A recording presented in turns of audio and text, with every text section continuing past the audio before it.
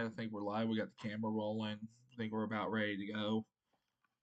Welcome to this week's episode of INDYCARPER. I'm your host. I'm your main man. Your one and only IndyCar armchair analyst. The one and only case racer, A.K.A. Hunter. Yep, I understand.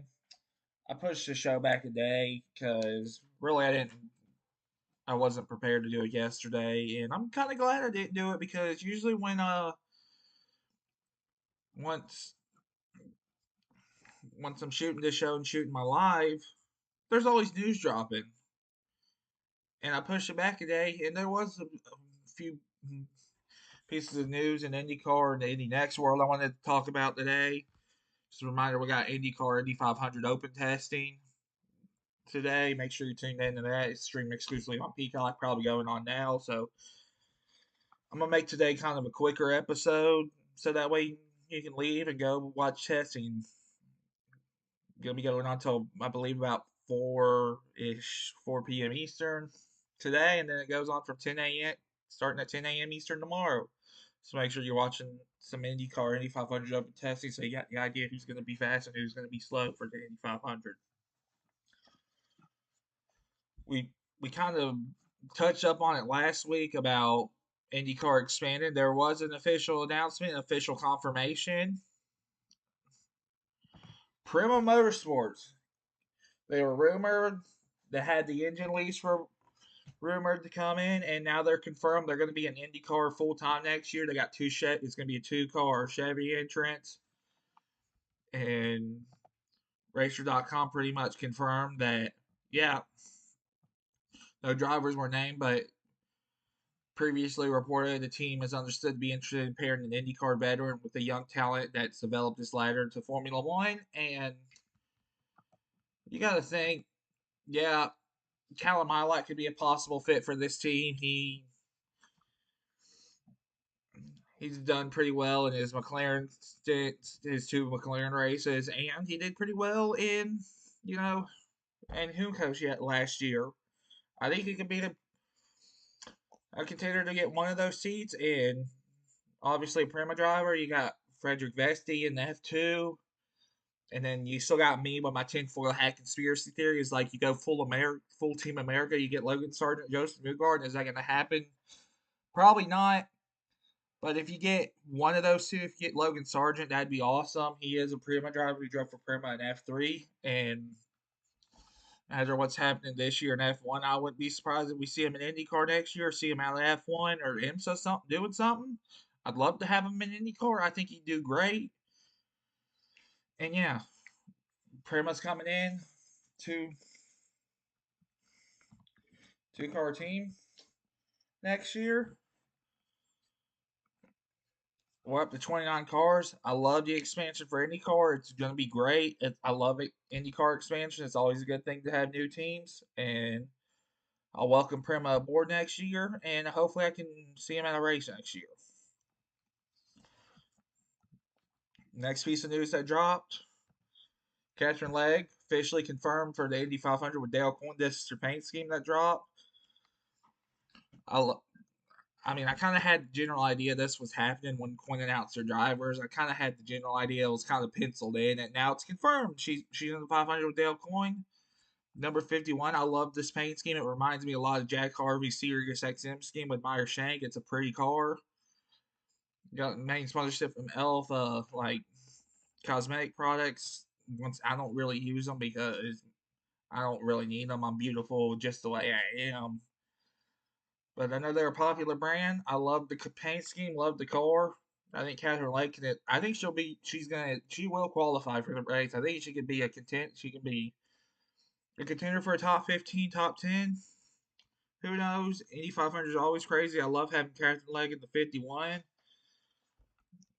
We know she's confirmed for Indy, and there was a little bit of a rumor that she was doing other ovals. I don't know where that's going to be, but we know she's at least going to be in the Indy 500 with Dale Coyne, and that's something great to see. We need lady drivers in the Indy 500. I love my lady racers,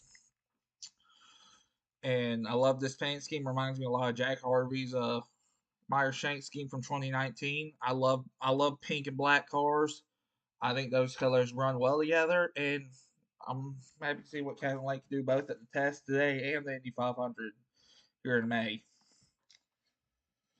Speaking of lady racers, we got a little bit of Indy Next news to talk about. Indy Next has been having their very long hiatus, or not hiatus, kind of a long break between race one and race two. But we're back in April 28th at Barber for Indy Next.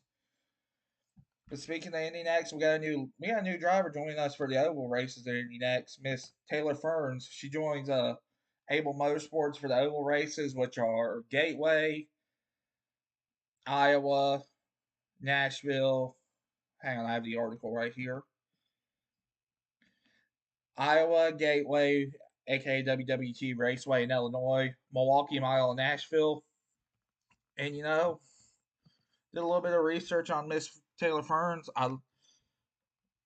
This is not meant to be rude or anything, but she could quite literally be the smartest driver in the Indy Next garage.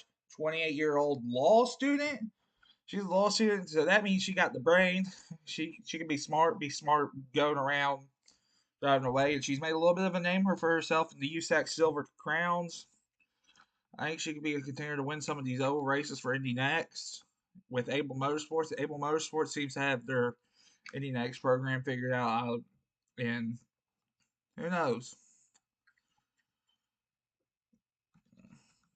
And in the ladies of NXT, that gives us for the oval race, you're gonna have three lady drivers over at Indy Next. Great drivers. Taylor Ferns, law school student, quite literally could be the smartest driver in the Indy Next field.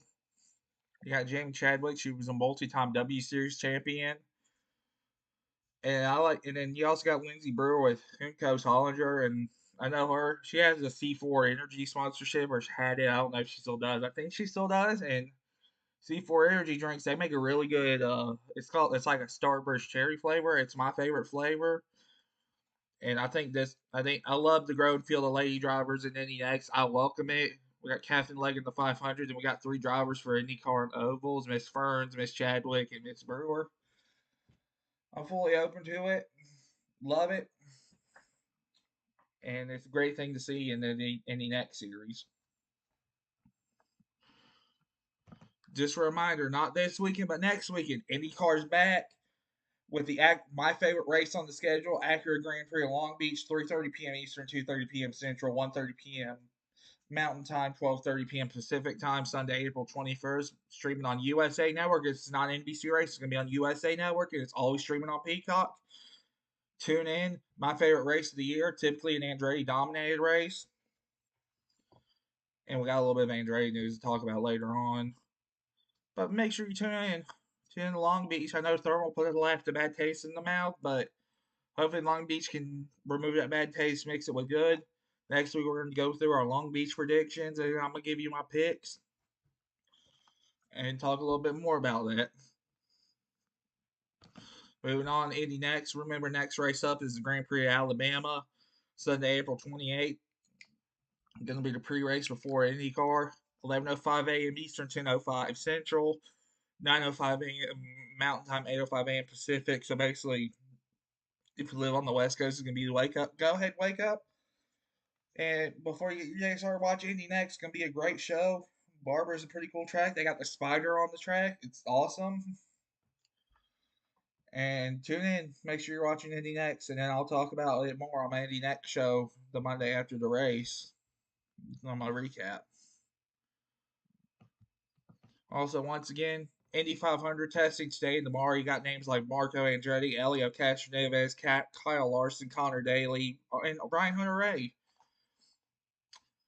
Wednesday, full day of testing from 9 a.m. Eastern all the way till I believe 6:30 p.m. Eastern.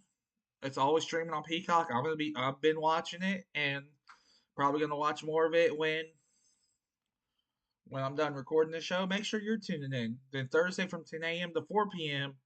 all day testing with all the cars on Peacock.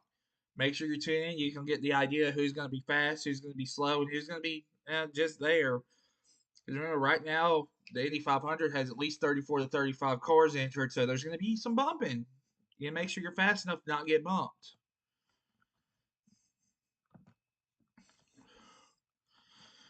Let's talk about it. And then last story I want to cover, kind of a little bit of a checkmate.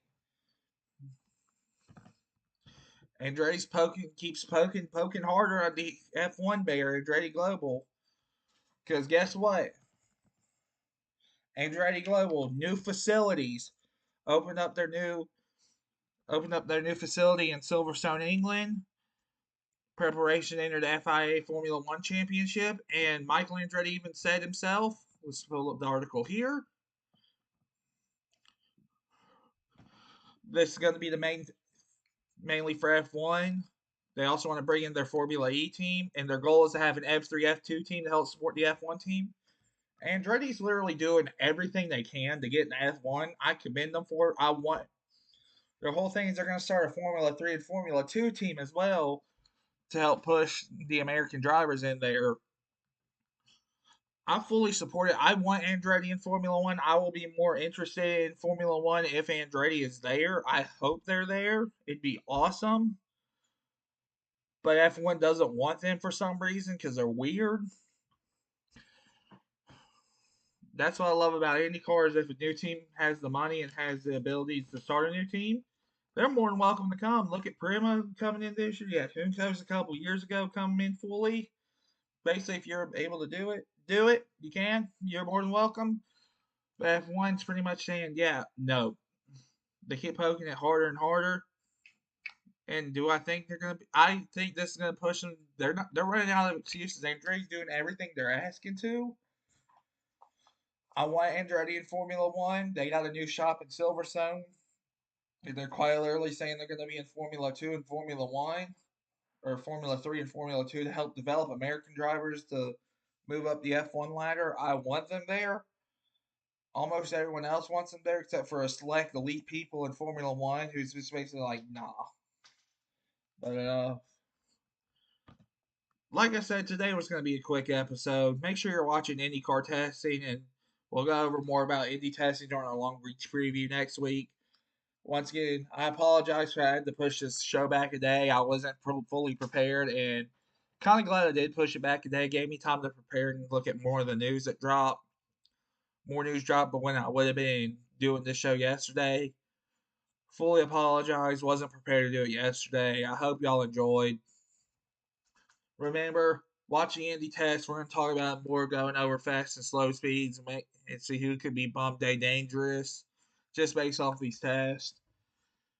And I started both a new account on X/Twitter as well. Just make sure you're following both my personal account at HJCarp29 and the Casey Racing account where I'm going to be promoting this show as well as the Indy Next show that I'm doing. It's at Casey Racing, at KASEYRACEM. And remember, as a great Indianapolis punter/legend, host of the Pat McAfee Show says, be a friend, tell a friend something nice. Might change your life. Once again, I'm Casey Racem. I'm signing off. Hope I catch y'all next time. Hope y'all enjoyed the Indy test. Enjoy yourself. Be a friend, tell a friend something nice.